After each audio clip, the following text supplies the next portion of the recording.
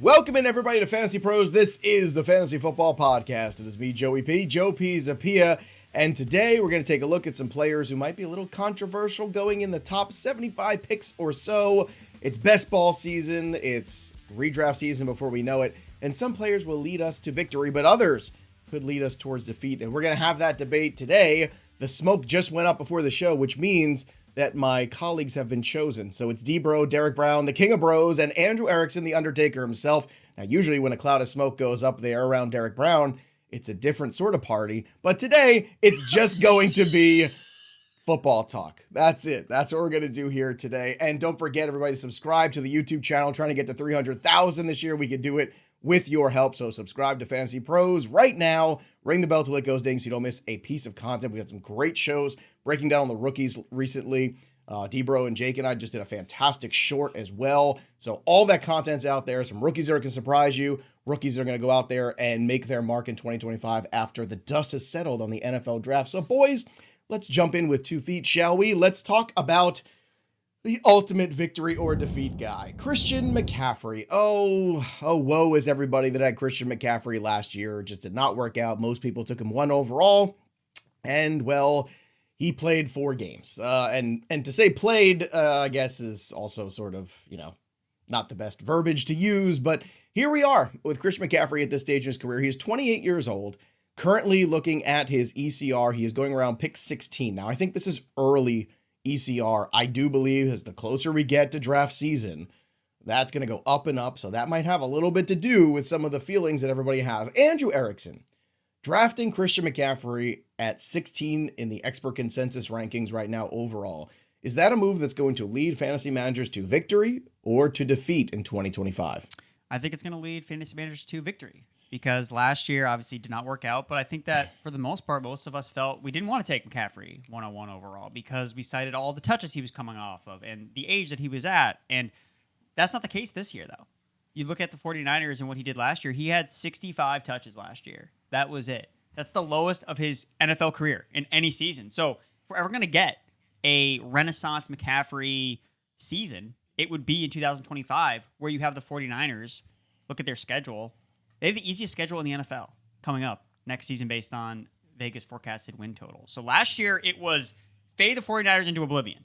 We talked about it in all the betting pro shows. We talked about the schedule's horrible. This team was so healthy in 2023. They're going to get injured all over the place. And all that stuff came to fruition, which is why the time is now to buy the dip on a player like Christian McCaffrey because what do we know? Even when he does play, he's going to score a ton of fantasy points. Kyle Shanahan can say whatever he wants about we're going to try to get other guys involved. The minute that CMC hits the field, the guy cannot help himself. Even last year when McCaffrey's like pointing at his calf, coach, I need to get out. I need to break. Shanahan's like, no, you need to keep playing. And even last year on the small sample size, he was still pretty efficient. It was really just the lack of touchdowns. He went over 100 yards from scrimmage in his first 2 games back in weeks 10 and 11. So I'm in, especially you're getting him at the end of round 1, beginning of round 2. So I'm going to be drafting Christian McCaffrey in 2025 for victory. All right. Well, D-Bro, I'm going to throw a number at you here. That's 4. Mm-hmm. He's had 4 great seasons and 4 incomplete ones, right? That's what we've had with Christian McCaffrey. So 2017, obviously, first season there. Then 2018, great. 2019, great. 2020, 2021, not so good. Both of those years are down. 22 and 23, awesome. And then last year, again, incomplete. So it's difficult because you have running backs like, you have guys that we think, okay, they're done, and then they bounce back like Adrian Peterson. I mean, it doesn't happen all that often at the running back position. You can go look at John Riggins in the 80s. Again, it's just not something you see as a running back gets older where they bounce back and are prolific again. But it's basically a 50% shot his entire career that Christian McCaffrey is a victory player. And the other 50%, it's not that he's not bad. He's complete defeat because he's not there enough to contribute. So that's where I struggle with McCaffrey. Where do you land on victory or defeat when it comes to CMC? I'm with Erickson on victory with this one. I think we're getting a value on him. I think he's got one more fantastic season left in the tank. I think there's concerns about the offense. I think the biggest concern around CMC for me is not even so much the health right now, because coming off of bilateral Achilles tendonitis, getting the stem cell stuff, we saw similar things where George Kittle battled that for multiple years, got the procedure, and then has been good ever since. Now, maybe he's been dinged up in other facets, but not with the Achilles stuff. CMC also had the PCL sprain, but he should walk into camp, healthy from that injury as well. I think the biggest concern for CMC that I would have is just the offensive line. I think is going to be dog water. But again, that really hasn't slowed down the 49ers when they've had healthy skill players. And Erickson talked about this. Just for further context, CMC, when he was on the field last year amongst all running backs with at least 25 targets or at least 100 carries, this dude was 8th in missed tackle rate and 6th in yards per route run. So on a per touch basis, he was still the same CMC. So, now we're going to get a dip, and he's going at the back end of the first round. I've got him right now as my RB5 walking into this year for ranks. I'm in on CMC. So last year we were screaming to the rafters about 400 plus touches, fade him. Mm-hmm. Does that mean we're all fading Saquon Barkley this year too? Just out of curiosity. I am not drafting Saquon Barkley this year, so I am there. I'm not that much in on Saquon either. So I think yes. Well, because we got to be stands. consistent. Trust the process. The guy had 500 touches last year, and he's an older running back that's gotten hurt a lot before. So. Right, he's another incomplete guy. Often it's victory or defeat. Another guy. Can we just say we're done with trying to fade Derrick Henry like he's just a unicorn at this point? Can we just not to get us off the rails, but I'm done screaming from the rooftops last year. How much did I scream about what a great thing it is that Derrick Henry was going to be a Raven? A team that ran the ball more than anybody with a good offensive line getting Derrick Henry. This wasn't complicated. Yep. And you know what? I'm going to draft him again this year too. I don't care. Will I draft Jonathan Taylor? That's a question that fantasy managers are asking themselves everywhere. Jonathan Taylor, ECR 17, right behind McCaffrey. Now he's coming off a far more productive season, obviously. 303 touches, 1,400 rushing yards for him, 11 touchdowns, 18 receptions for 136 receiving yards, and another touchdown on the receiving side. So, D-Bro, we'll start with you on this one. Taylor is in an offense, again, that's going to be run by Anthony Richardson, possibly, or maybe Daniel Jones. But at this stage, do you think that Jonathan Taylor is a victory guy or a defeat guy? I think he's a defeat guy. And this comes down to, I think I felt there was a disturbance in the force. I think Fitzy felt it as soon as I said no, that. Fitz doesn't. That's why he's not on the show today, because you exactly. are not happy about him. He would not happy be about very Jonathan happy. Taylor defeat. No. But my worries with Jonathan Taylor, one, it's the injury stuff. This guy hasn't played more than 14 games since 2021, 14, 10, 11, constantly dinged up.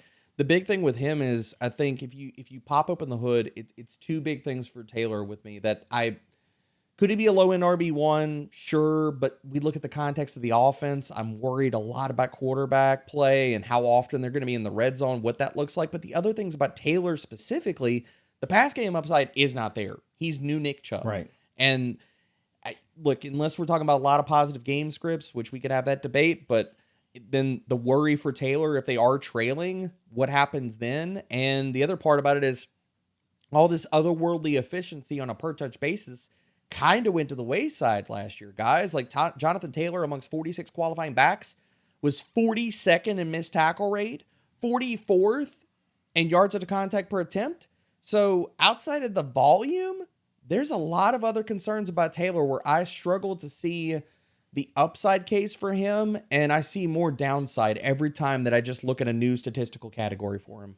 But Erickson, the volume is there, and we always say volume is king. The flourish at the end of the season, especially after the bye against Denver in Week 15, 22 carries for 107. Then against Tennessee, 29 carries for 218 and 3 touchdowns. Against the Giants, Week 17, 32 carries for 125 and 2 touchdowns. And then Week 18, 34 carries. Just massive workloads there, 177 and a touchdown too. So although the passing game has kind of faded into oblivion, he is incredibly steady in terms of the carry volume. Yeah, he's definitely steady Eddie type of running back. But when you were citing his stats, and I always had to double check, man, did he really have 1,400 rushing yards last year? Did he really score? Yeah. 12 touchdowns? Yeah. And he was RB10. Didn't feel like it. He was RB10. So that's the issue where he can have all these great rushing numbers. But if he doesn't replicate that exactly, and he doesn't have the pass game usage to kind of help bolster the production that much farther, well, how is he going to crack inside the top 5? Like when he finished as the RB1, it was one of the weakest running back years. So he kind of was vaulted up because everyone else was significantly worse behind him. So I think the pass game usage is a significant concern when you're looking at Jonathan Taylor's high-end ceiling. And then you look at this offense with the Colts. Who's the quarterback? We don't even know. How's the offensive line? Half of it's in Minnesota right now. So that's like the concern with me with buying into Jonathan Taylor, where I don't know, maybe he fits this category where he's going to make or break you, where, yes, he's going to get enough volume. He's going to get, if he's healthy, he's going to get 300 touches. So I don't think that's going to kill you, but is it going to end up being Jonathan Taylor was the best pick that I made in my fantasy draft? I don't think so. And for those reasons, I'm more likely to pick somebody else than Jonathan Taylor in the beginning of round 2. All right, we're going to continue to make some wagers on some players here. And speaking of that, it's officially the best time of year for Hoops fans, whose playoff drama, buzzer beaters, and all the chaos we live for is right on time. And if you're done just watching and you're ready to actually win some cash, you got to check out Pick 6 from DraftKings. Nobody's dropping better payouts than Pick 6. Hit Pick 6s, then that's 25 times your cash. And if you beat your competition, you could be looking at a 500x bag in your pocket. That's cray-cray. The playoffs are on, so why not take a shot on the money while you're watching? Download the DraftKings Pick 6 app right now. Use that promo code FANTASYPROS. That's code FANTASYPROS to play $5, and you get $50 in bonus picks. Better payouts, bigger wins, only on Pick 6 from DraftKings. The crown is yours. Let's get to the third player on our list. Ooh, this is a tricky one. Tyreek Hill, another guy who was at the top of draft boards last year. It did not go well for Tyreek Hill. The ECR right now going into 2025 and the early going is 31. So this is a player that people are trying to figure out. Do they want to invest again? He's had some issues off the field. He's had some health issues on the field that have kept him off the field. And basically the chaos of everything that's gone on with the Miami Dolphins organization in the last, I think, 2 years, it feels like a really bad trend. It feels like Mike McDaniel could be not long for that position, I think, in 2025. So with all the chaos, is that an opportunity to make a victory, plant your flag kind of moment with Tyreek Hill because of the talent, Andrew? Or is he possibly leading us towards defeat? Defeat for me. I think there are just so many red flags that I don't want to overthink it, especially in round 3 where you're looking at Tyreek Hill. There's a lot of other great options. Like you can draft other receivers with high upside that don't have all this extra baggage talked about at the end of the season. He wanted to quit on his team. He wants to be traded, and now he's kind of come back on those comments a little bit. But is he end this year on the Miami Dolphins? Is he playing in the Miami Dolphins week 1? Maybe I'd like him more if he wasn't on the Miami Dolphins. I don't know. But for me, you saw the production fall off. Now, a lot of that was related to Tua being injured, but even in the games when Tua was healthy, this offense still wasn't functioning like we've seen in the past. 11 games with Tua as his quarterback. He only went over 100 yards twice, averaged 12.4 fantasy points per game, wide receiver 18. Three times. I'm looking at the game log. You're Tua? Cheating him one. Oh, with Tua. I'm sorry. With Tua. Exactly. 3 times total. I thought you meant with just period. So no, not then. All right. Just with Tua because that's. Don't make me defend Tyreek Hill. Because that's like the if worst Tua's not playing, we're not playing Tyreek Hill. He's not in our lineup. He's not even anywhere near our lineup. Oh, you don't like Zach Wilson? You don't like Quinn Ewers? I was gonna say, is it a Quinn Ewers time already? Come on. I don't. If that's the case, the clock is broken. I don't think so. He's entering his age 31 season. And for me, if you want to bet on a Miami Dolphins receiver, I'll just take Jalen Waddle, significantly going way cheaper in drafts. I think they have similar upside cases in the offense when we've seen this offense really be productive. So just too many red flags for me. Hashtag the mighty Quinn. Tyreek Hill, D-Bro.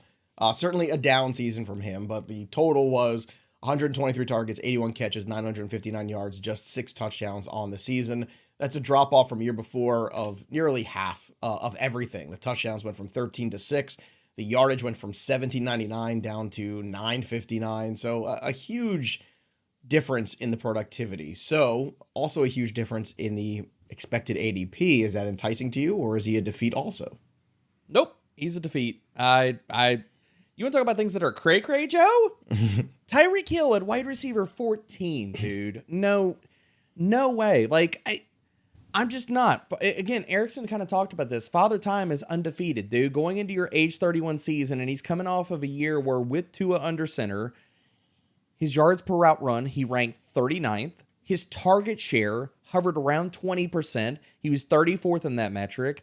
And then if you look at just separation and per route metrics, this dude was 48th in route win rate. So, no, like, there is no dip to buy here. This is... We're buying Tyreek Hill like he's going to keep chugging along. And, oh, by the way, news came out he's having a second surgery also. And so it's like, is he going to be healthy? Is he going to be on this team? Is he not going to pull an AB? And, like, by week 6, he's, like, pulling off his jersey. And he's like, forget you guys, I'm out. And he walks off the field. I don't know. But I know one thing. I don't want to draft him. I think that's fair. I think the decline might be settling in, which is going to be really tough because I think a lot of people will see the name Tyreek Hill and just run towards it, especially on a discount, and it might not be the victory that you think it is in 2025 at least. Let's get to another name on our list. Back to the running backs here. Breece Hall, right after Tyreek Hill at ECR of 32.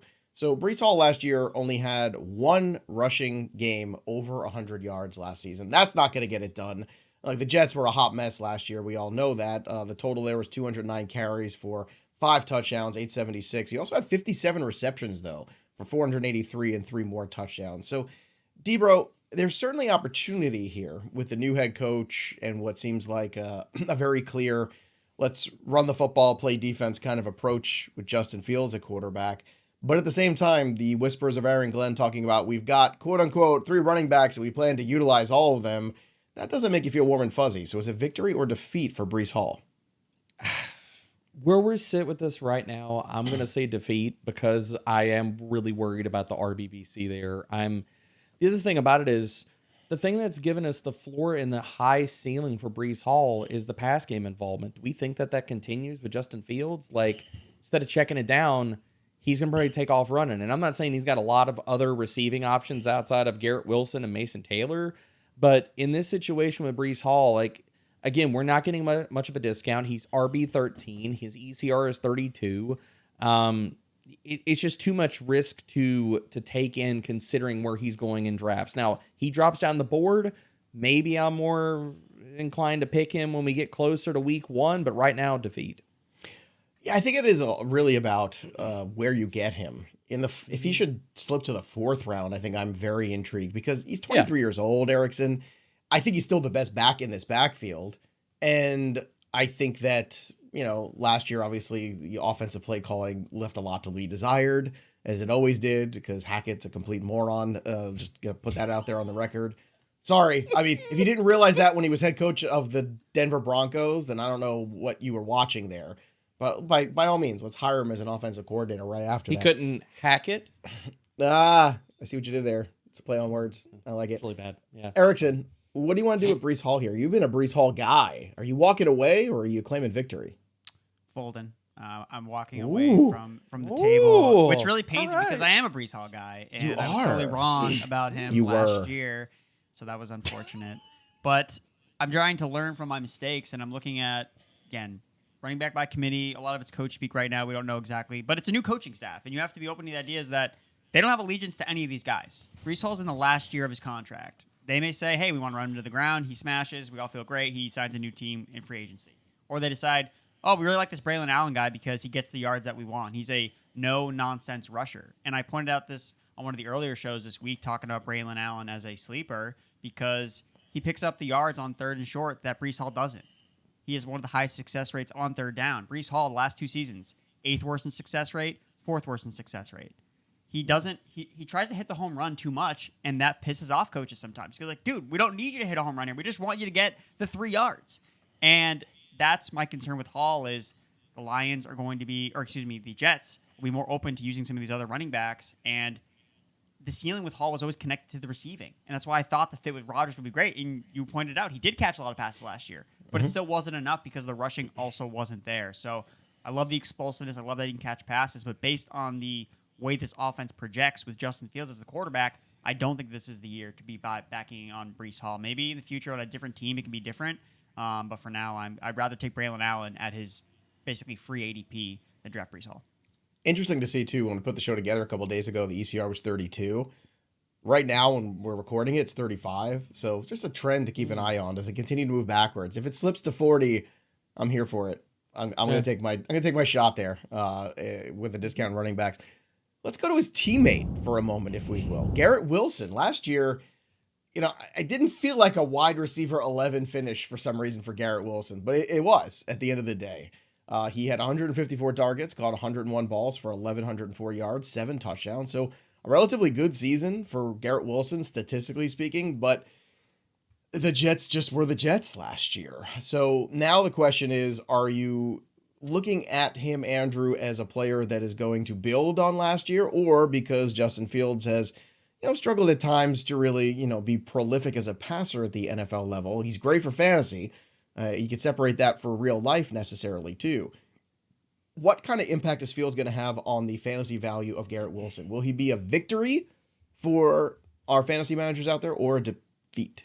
I think it's going to be a victory. And this also plays into my Breece Hall defeat, where I didn't really feel like praising victory 2 Jets players 2 years in a row was going to work. So I was like, all right, I got to pick one guy, and I'm on the Garrett Wilson side here, not the Breece Hall side, because I think that Justin Fields can unlock another ceiling for Garrett Wilson. We've seen Fields do this before. First year with DJ Moore. DJ Moore had a career high in terms of fantasy points scored. He was wide receiver 6. So we've seen Justin Fields with the right receiver fuel them to a lot of fantasy success. And Garrett Wilson, you're talking about, all this guy does is command targets. Since entering the NFL, the only guys that have more targets than Garrett Wilson are Davante Adams, who was his former teammate last year. It was the reason why his numbers fell off, because it was Aaron Rodgers throwing the ball to Davante Adams, and CeeDee Lamb. Those are the only 2 guys that have more targets than Garrett Wilson. There is nobody behind him on the depth chart. That's why Mason Taylor's getting drafted in all these rookie drafts, because he's the second guy that projects for targets. So I think Garrett Wilson and Justin Fields, again, you have a connection from Ohio State. So although there are some that are lackluster in terms of believing in Justin Fields as a passer, I think he's going to dial in on Garrett Wilson as his guy. I think he's going to see double-digit targets, and anytime they throw, it's going to Garrett Wilson. So I like him a lot. That's what he does, right? D-Bro, he's not prolific, but he does get tunnel vision for a guy. Like he did with DJ Moore, and kind of like he did for the first 6 games with the Steelers with George Pickens, too. It's like, okay, I'm going to throw the ball at George Pickens. And that's a good thing, because there is history there between Wilson and Fields. It's why I kept predicting in all the offseason shows that Fields would be the quarterback of the Jets, and it just all made too much sense. And that's where he ended up. And I'm in on it. I think it's going to be a victory. You're giving me a guy that finishes a top 12 wide receiver, and you're giving him to me in the end of the 3rd round. I'm going to take that every single time. I agree with both of you. I think it's a victory, man. Like, looking at Wilson, wide receiver 17, he finished as the wide receiver 18 last year, competing with Davante Adams for the back half of the year, which hurt his numbers. And to Erickson's point, I'm just echoing all the things that he said, man. Like, it's no target competition. Like, he's fighting with Josh Reynolds, Allen Lazard, Tyler Johnson, Wolf. So, plus you've seen Fields, in that year with DJ Moore soaked up almost a 26% target share in that offense. That's probably the floor for Garrett Wilson this year. So it might not always be pretty volume, but it's going to be a ton of it, dude. I'm here for it. I'll be drafting Garrett Wilson a lot. All right, let's see if they're here for the next guy. Number 42 in ECR, currently wide receiver from the Kansas City Chiefs, Rashee Rice. A lot of this has to do with the unknown. That's the problem. So at the end of the season 2 years ago, we saw Rashee Rice look really good into the playoffs, into the stretch run. He became the number 1 target for this offense, which desperately needed one as Travis Kelce continued to age and Tyreek Hill was in Miami being Tyreek Hill. And then last year, at the start of the season, 2 of his first 3 games, 100 yards receiving. So he looked like the dude, quote unquote. The problem is now he's hurt again. We're hoping that he gets back healthy, but he also could be facing a suspension. We keep waiting for this looming suspension at some point to attach itself to Rashee Rice. So with all that uncertainty, is he a victory or a defeat currently for you on the draft board, Derek? He's a defeat. There are a few passing attacks that I just don't want to invest in this year because it feels full money ball committee approach. Kansas City is one of them. Buffalo is another, and Green Bay is the third. And, dude, my biggest problem with Rashee Rice, outside of the suspension, and we could talk about that for days, my problem with Rashee is him and Xavier Worthy are fighting for the exact same role. Worthy didn't take off last year until Rashee was out, and he played the Rashee Rice role. Rashee Rice started off that year in that role, where basically it was from weeks 1 to 3, Rashee Rice. ADOT was 4.8. His designed target rate was 27.6. Worthy, weeks 13 through 16. ADOT dropped to 6.3, and his designed target rate was at almost 26%. So it's like, all right, is Rashee going to be suspended? Is he going to be fully healthy? Is he going to be playing that same role, or does that go to Worthy this year? I don't know, but I can tell you I don't want to draft him at current cost, and I don't want to deal with the headache. Erickson, is it too much of a headache for you to draft Rashee Rice? Is he a defeat also? Yes, he is a defeat for me, although I think I'm probably a little bit more optimistic about the Chiefs' passing game. for Rice, it comes down to the injury. Just coming off a major knee injury. I feel when you go into a season with a lot of this injury optimism, when the guy's not discounted, it just ends up burning you. Again, it's a different injury from Tank Dell, but is anyone getting surprised after the first couple of weeks he comes back? Oh, Rice, he's not himself because he's coming off this knee injury. Because that's usually what happens. Like, that's usually how these situations play out. And I will say, to the suspension risk, I know that Drew Davenport has kind of become fantasy football's legal expert. And he has chimed in a lot about how he doesn't expect Rice to get suspended this year, just based on the way that the civil case is set up. So I'm not worried about the suspension, but I think the injury is still a real risk. And if he comes back slowly, and then going back to, there's only one Xavier role, Rashee Rice role in this Chiefs offense. Only one guy can have it. And who's going to be repping it in OTAs and in the offseason program? The guy that's not coming off a major knee injury is Xavier Worthy. So, again, they go in a similar spot, too, in drafts, or at least in ECR. And right now, I would just rather have Worthy. So that's the guy I'll draft. There could be only one Highlander. God, that's such an underrated, great, cheesy movie. God, I love the Highlander so much. The wonderful. First one. After that, it's you know what's so great about the Highlander? Oh, you didn't like Sean Connery? No, it's so ridiculous. The whole movie's ridiculous, and I love it. It's so great. Yeah, it is. One of my professors at Oxford is actually in that movie. Hugh Quarshie, who's also in Star Wars, Oh, okay. is in that movie. He gets his head chopped off in that movie. Star Wars? No, in Highlander. I don't remember that part. I was like, no. Google Hugh Erickson, Quarshie, have you great even guy. seen all the Star Wars movies? Yes. Come on. Oh, I'm the But- one that wrote the Star Wars article for the website. Yeah. Oh, well, yeah. Here's the best okay. thing about the Highlander. Fine. Sean Connery, his character is supposed to be a Spaniard, but he has a Scottish accent.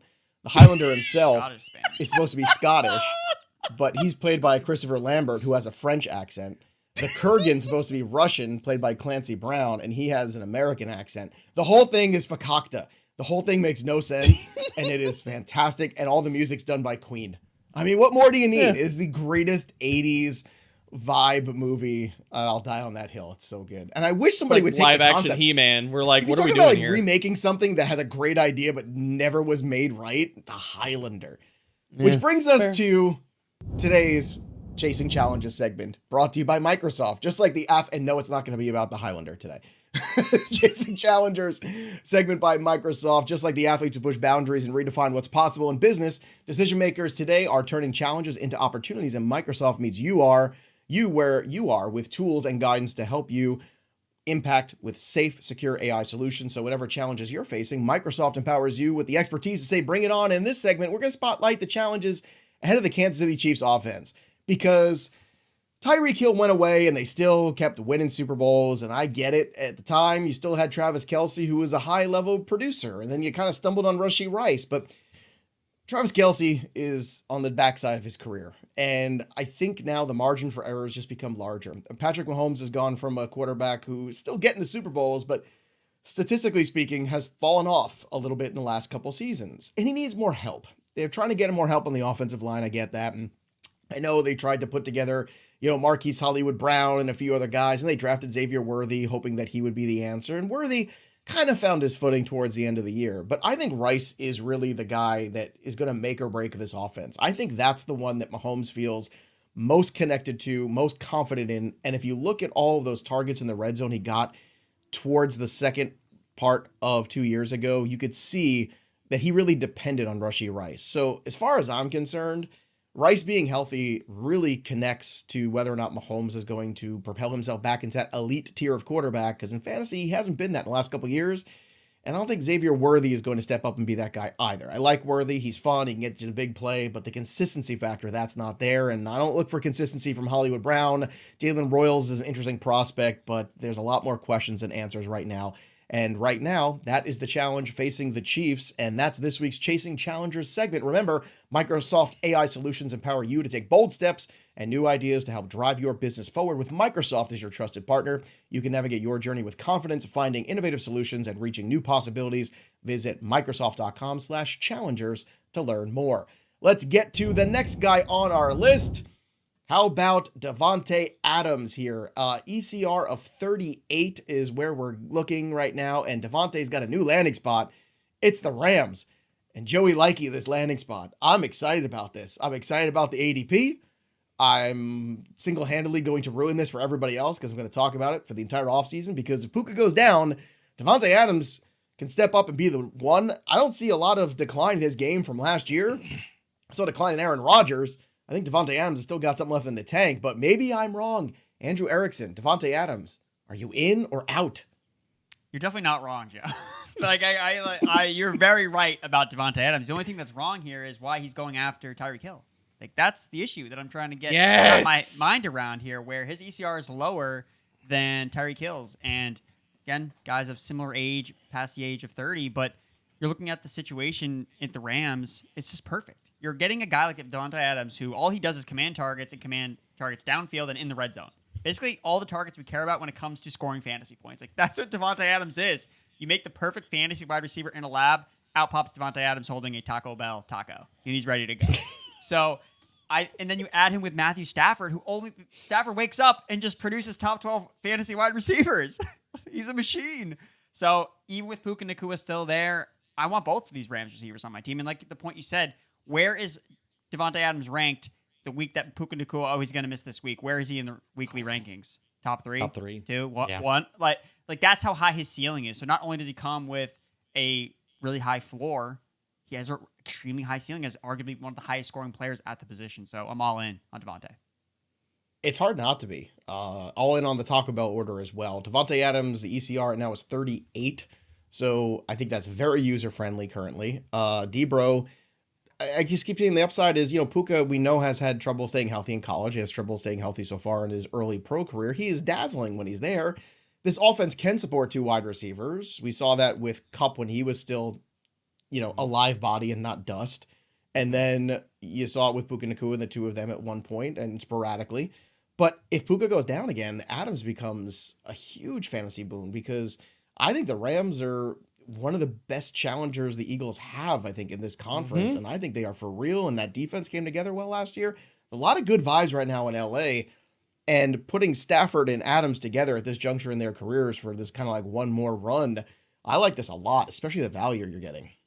I love everything y'all have said to this point. I love it all. I've got Davante Adams to put some more respect on his name. I've got him at wide receiver 9 in my rankings. Stafford's a kingmaker. It is a consolidated target tree. We know where the ball is going, and it's going to be a huge amount of targets for Puka Nacua and Davante Adams. And yes, Davante did not fall off at all with the Jets. Like, after he got done with the Raiders last year with the Jets, this dude among 79 qualifying wide receivers, 22nd in separation, 27th in route win rate. He was on pace for 176 targets, 104 receptions, and 1,300 receiving yards. He was the wide receiver 7 in fantasy points per game with the Jets. He's going to be a top 10 wide receiver for the Rams this year. Like, both of these guys are. I'm all in. Oh, and it's funny because, I'm usually a very early wide receiver person. But the way the draft is shaping up this year, if I took Derrick Henry in the first round, and at some point you're going to give me at the second and the third, I get Garrett Wilson and Davante Adams. Like, I'm willing to, I know it's a little bit older of a team there with two of those guys, but I'm willing to go to war with that. I just think that's a really nice setup potentially. So we'll see. The early ECR is always interesting. Yep. To your point, Joey, are we going to go back into the Wayback Machine? Are we going RB, and then slamming wide receivers this year? Man, if I'm at the feels turn like and you it give me from this early McCaffrey and ADP. Henry, or Ashton Genty and Henry, and then I get Adams and Wilson in the rounds 3 and 4, which is not out of the realm of possibility. Man, I don't know how I say no to that. I'm just gonna pound the running back position at that point. All right, let's get to the next guy here. We've agreed a lot, and we're gonna disagree on this one because you guys are happy and I am not. Kenneth Walker III, ECR 43 currently. Look, another incomplete season from him. I'm sick and tired of it. You guys are famous for talking about new regimes. Well, again, new regime came in last year, and again, another incomplete season for him. This is 2 years in a row where the productivity is declining, and the offensive line stinks, and the quarterback is Sam Darnold, and we know his limitations at the very least. So I know you're getting a discount, but I want players that play. And to me, Ken Walker right now just feels like a guy I'd rather take.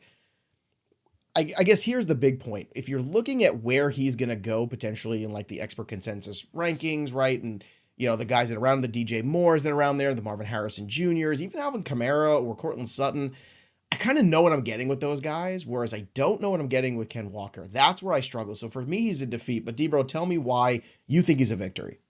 I think he's a victory because you're injury prone or not.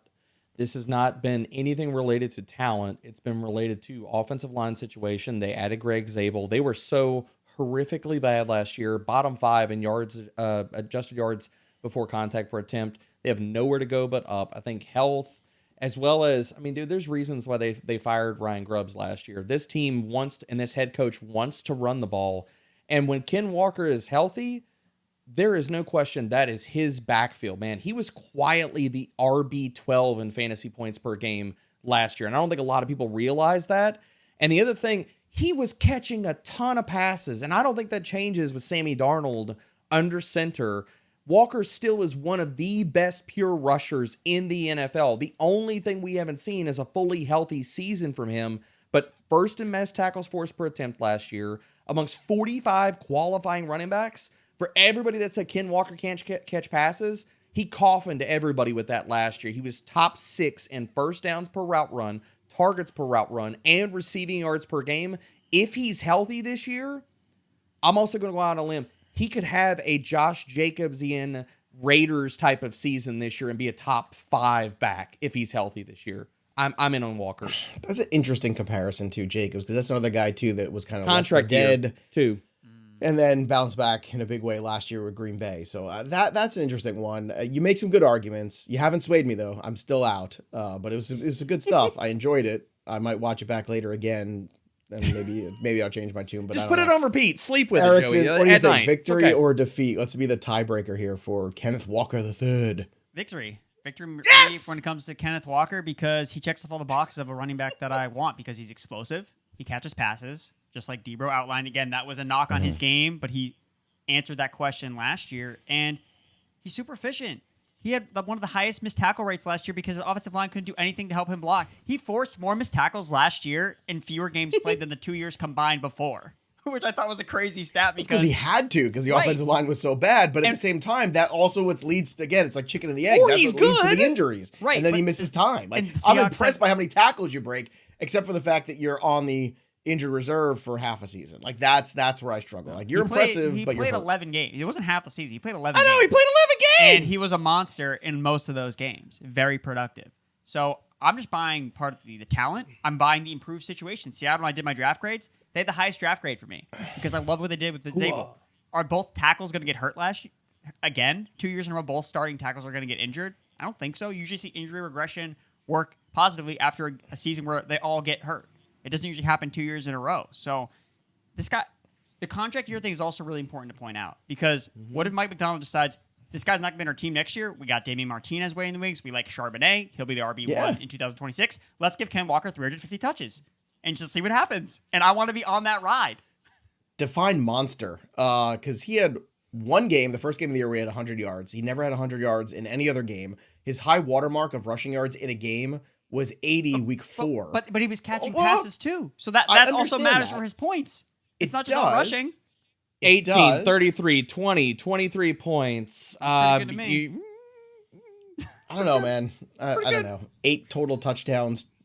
8? don't know. That's not bad. It's In okay, 11 Joey. games? You don't have to be with us right now, but I think we're gonna get you on the train. I Like, don't do know. you It's love gonna do you take a love lot of- I think Charbonnet? so. Do you think it's going to be a timeshare? No, Is that here's your- what I think. Like I said, I don't want to draft Walker where he's currently going. And if you draft Walker, I think you have to draft Charbonnet because, and that's good because at least you know Charbonnet is one of those guys that can fill in and be good. So that's nice to have a handcuff where you actually, it's not just the handcuff, it's a handcuff that's useful and you know is just going to slot right in. But it's like, do I want to waste another roster spot on like the Seattle backfield? Is that a prolific offensive ecosystem that I want to be involved in? And the answer is no. There's other ecosystems I want to be involved in besides that one. You All want the right. Saints? Is that what you're saying? So you want No, Kamara the and Saints are the worst one. Okay. Well, They're because you the mentioned worst one in Kamara's the name NFL. with Walker's ADP, so I just wasn't sure. Yeah. All right. I know Let's Debro talk loves the about- Saints. I'm gonna throw up on this show right now. Marvin Harrison Jr. Oh my God, so bad last. It's just Speaking not, of not reasons bad. to Just- vomit. I was all in, and this one hurt. 47 is where he's currently listed in terms of his ECR ranking. It's like it's like for a guy who can run all the routes, they didn't give him a lot of routes to run, and the most annoying thing, besides Kyler Murray's body language all year to me, was Kyler Murray's statement is like, well, my job is not to force the ball to Marvin Harrison Jr. I disagree. I respectfully disagree. I think it's exactly what your freaking job is, because the rest of those guys outside of Trey McBride are just Jags. So what the hell are we doing here? You know, it's funny when you force the ball to Malik Neighbors or CD Lamb, you know, guess what? Good things happen. Try it. Maybe you'll like it this year, Kyler. Now, I don't know where I'm at with victory or defeat yet, because Kyler Murray and I are on a break. But, D-Bro, where are you at with Marvin Harrison?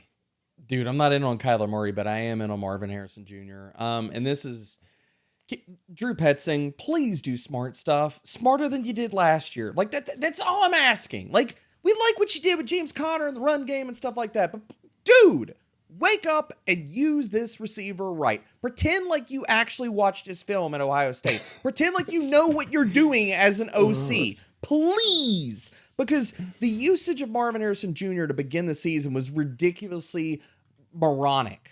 Weeks 1 through 9, this guy was running horizontal breaking routes over the middle of the field 29% of the time, vertical routes almost 50% of the time. Yeah, we drafted him really high to run clear routes for Trey McBride every single game. Are you kidding me?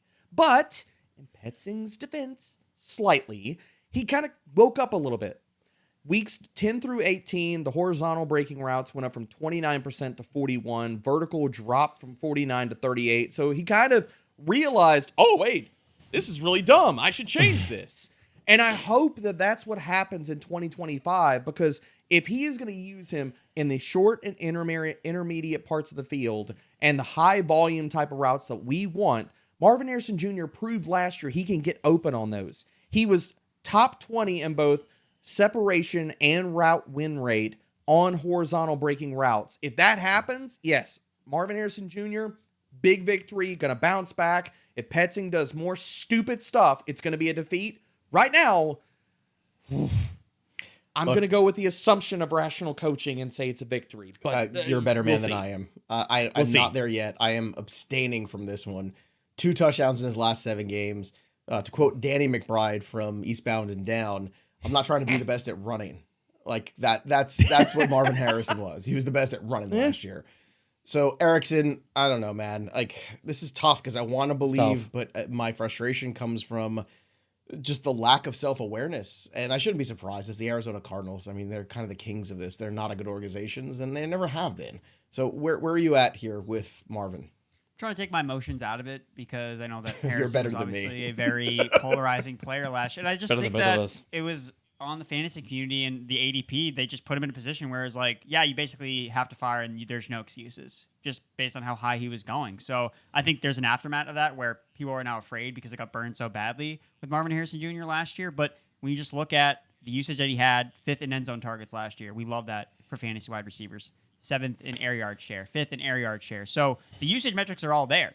So you can see, and I can paint a picture of how he is productive by a large margin for fantasy football purposes. It's just a matter of, can he and Kyler Murray kind of just click a little bit more entering year 2? And you see guys take steps in year 2 all the time. He has more reps with his quarterback under center. I think a lot about his rookie year, again, Debro kind of outlined this, and so did you, where maybe it was less about Marvin Harrison, really more about like a Kyler thing kind of going on. And maybe we kind of overvalued, Kyler's going to fuel Marvin Harrison Jr. in his year 1 because he did with DeAndre Hopkins. Well, DeAndre Hopkins is potentially a Hall of Fame wide receiver. And Marvin Harrison, we'll see what happens in year 2, but I don't think he was on that level yet. So for me, I think that this is a prime buy low opportunity on a post-hype sleeper in Marvin Harrison Jr., where he's a top 10 pick, 6th overall. I don't think that he's a bad player in any way. And I think just last year, the expectations were just way too high, and now he's discounted. What's different? It's just, he just sucks now?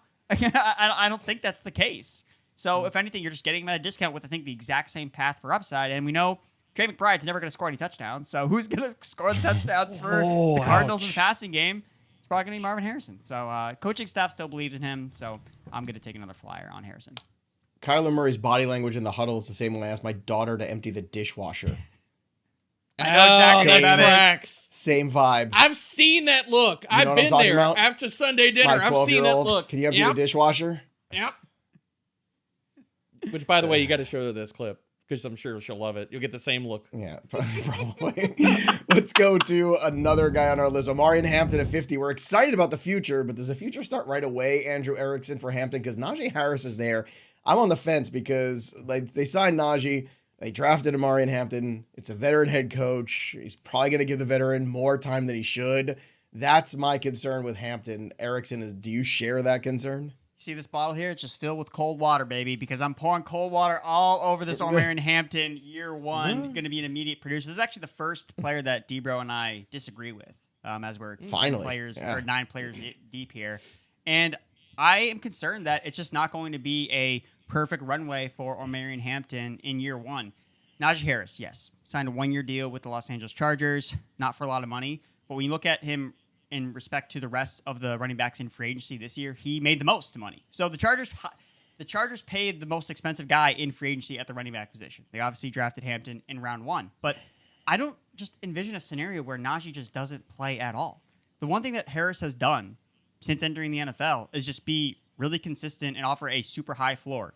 He has never missed a game. He's played in all 71 games that he's been possible to play in. He's the only player in the NFL to rush for at least 1,000 rushing yards in the last 4 seasons. I don't think Harbaugh's going to look at him and be like, yeah, no, we're never going to use this guy. I mean, they brought him in for some reason, so I think that he's still going to have a role, and I think it's going to be kind of annoying for those that just draft Omarion Hampton round 4, expect, day 1 he's going to be the bell cow. I don't think that's going to be the case. So Hampton and Dynasty, it's a different conversation because Harris can be one and done in LA.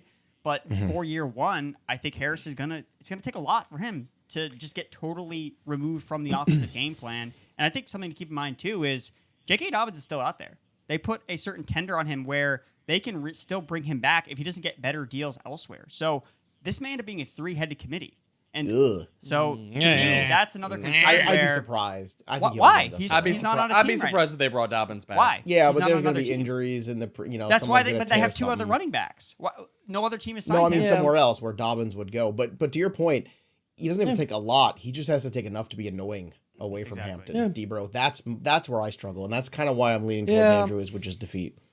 Yeah, and I will say I could be owning the L on this one. I'm going with victory, and part of this is I'm leaning on the talent. Part of this is, Najee is a known commodity, but again, like that could be a blessing and a curse. Like we know what we're getting out of Najee. It's a lot of volume and it's dependability, but there's no explosive playability.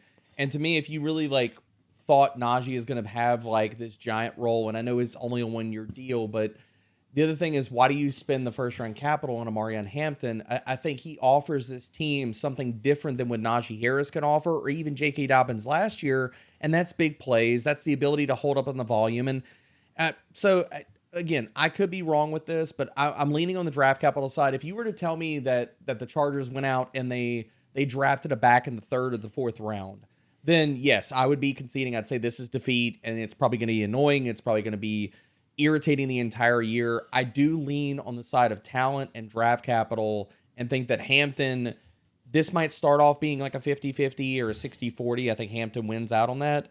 But I think as we go through the season, Hampton can separate and will separate himself from Najee. But I'll own this. This could be... Sure. I was on the fence with this one. Yeah. Oh, look, and Najee's had some wear and tear on him, too. So you never know what happens there. All right, let's get 2 more in here under the wire. Chris Olave, ECR of 60. A guy just traded him in my Dynasty League before more negative could possibly come out. And I actually got decent value. I got a 209 and a 301 turned into Scadaboo and Trey Harris with those picks. So I'm very happy with that return because I'm looking at the New Orleans offense as being a complete and utter disaster. The line is bad. The quarterback situation is worse. Debro, this is easy for me. This is an easy defeat. Yeah, same here, man.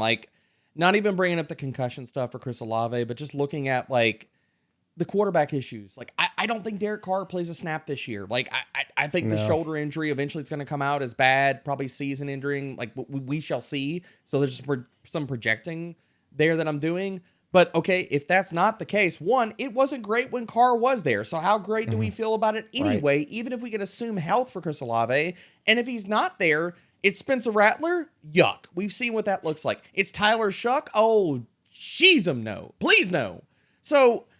Olave, he's a wide receiver 3. Okay, then we're saying it's a lot of volume, but then there's so many other things. It's how do you possibly project any type of ceiling out of him where he outperforms this just massively and he's a top 15 wide receiver? Oh, well, he also isn't a wide receiver that with his archetype, we should be expecting more than 4 to maybe 6 receiving touchdowns unless he just runs hot, runs pure with that. So, no, I'm not going to be drafting a lot of Chris Olave. I'll be going in other directions in drafts. Bro, the absolute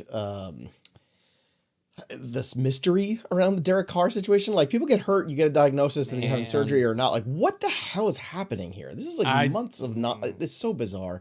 Well, so, and then, I don't know did you see the details too? Like where it was like he didn't know that he was really hurt until he started throwing again. Like, well, now you know you're hurt, so like, go get diagnosed. If you know your shoulder, what's happening here?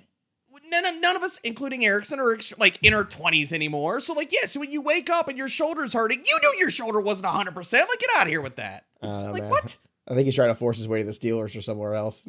Like, I just think he's trying to figure that out and what it looks like. I think he's done getting beat up behind that crappy offensive line. And he's like, that's what I'm saying. I'm with you. Erickson, what do you think here about Olave? Another easy defeat? Yeah, easy defeat for me. My problems with Olave are historically what he's done. He just hasn't had a high weekly ceiling. Like, he's not a ceiling fantasy receiver. So if you're not offering me a high-end ceiling, then what are you offering me? Just replaceable production, but more cost because of the name brand, because he's Chris Olave, because he went to Ohio State. He was a first-round pick. So 3 years in the NFL, he's averaged fewer than 2 top 12 fantasy finishes weekly. 3 years into the league. So Rashid Shaheed basically offers, I think, the same exact ceiling. So if you want to take a shot on this Saints offense, which we're kind of talking about how we don't want to do that, just draft Rashid Shaheed. He outproduced Chris Olave last season when they were both healthy on the field together. And over the last 24 games that Chris Olave and Rashid Shaheed have played together, Olave, 64 receiving yards per game, Shaheed, 56.5 receiving yards per game. They really haven't been that much different, but the draft capital suggests Olave is the best, more superior player. But, I mean, on a per-game basis, Shaheed has been almost just as productive. So if you're going to take a shot on a Saints receiver, just wait to draft Shaheed later. All right, last guy, but certainly not least, Patrick Mahomes, ECR of 64 right now currently. He is the 7th quarterback in the ECR as well. And last year, again, I think you could say disappointing based on expectations. And expectations were very high. I mean, this is a guy that was, a top 4 quarterback 3 years in a row. He's been number 1 overall a few times. 2023, number 8. 2024, number 11. So things are going in the wrong direction here for Patrick Mahomes and his fantasy value. Andrew Erickson, is 64 an opportunity for victory, or is it defeat? I'm buying the dip on Patrick Mahomes. Even though there was a dip last year, I'm buying the further dip on Patrick Mahomes because I think that he's the best quarterback in the NFL, and eventually you can only hold that title for so long and not score fantasy points. I think eventually the tides are going to turn with Mahomes, and he's going to bounce back. You're going to see it in the box score. Last year, again, I don't think it was all his fault. We saw offensive line issues. We saw Travis Kelce show his age. Xavier Worthy took time to get going. Rashee Rice got hurt because of Patrick Mahomes. But after week 8, Chiefs quarterback, 21 fantasy points per game. That's what he averaged once they started getting Xavier Worthy back into that Rashee Rice role. So they were second in pass rate over expectation last year. Are we really worried about, well, it's going to be Pacheco. It's going to be the Pacheco show and Kareem Hunt show. They know this offense needs to do something different. And I think it's going to be through, hey, why don't we rely on our quarterback, Patrick Mahomes, the best in the NFL. Throw the ball. So he's got a good arm. He's usually a quarterback that you can never draft in fantasy because he's always, he's like in the top 3 or top 4. But now he's finally in that range where he's at the end of that elite tier where, man, I can feel good about taking a guy like Mahomes if I'm not going the full-blown late-round quarterback strategy. I don't feel like I'm overpaying, so I can still load up on the running backs and receivers that we talked about earlier and grab Mahomes in round 5 or round 6 and feel, okay, like, he can turn this thing around. He's done it before, and I think that things are in a positive light trending, especially after the upgrades on the O-line. Andrew makes a great point, which is there's opportunity here, D-Bro, which is if he bounces back into that number 4 guy, you're getting a guy who's going to help you win a fantasy league. The downside is, you're also then taking a player who might just kind of be in this mid to low QB1 range, and you could take shots on, Justin Herbert, Jared Goff, probably a couple rounds later, who would also set up to be pretty decent or at least serviceable at the very least. So where do you stand here with Mahomes? I'm out on Mahomes. And this offense last year wasn't amazing. It was pretty good. They were 11th in points. They were 14th in passing yards. And I think, I'm not saying that Patrick Mahomes in an NFL standpoint isn't the best quarterback in the NFL, but on paper, he has been pretty freaking bad over the last 2 years, like in certain aspects. And I think that's what's taken away his ceiling. Dude, he's had 6.8, 7.0 yards per attempt over the last 2 years. He's been QB 10, QB 11 in fantasy points per game. That is low in QB1 production that is absolutely replaceable. Even right now, the Mahomes name is cashing checks that his production cannot even match. He's QB7 in ECR. Tell me how I think he's writing the checks and not cashing them. But I think everybody got the metaphor you were going. Yeah, well, I screwed up the metaphor. You've been hanging out with Welsh too much. Now you're starting to pick up Welshisms. Fair. I screwed up the metaphor as much as Patrick Mahomes has been screwing up fantasy production over the last 2 years. Tell me, take the name out of this, boys. Amongst 40 qualifying quarterbacks last year, this is where Patrick Mahomes ranks.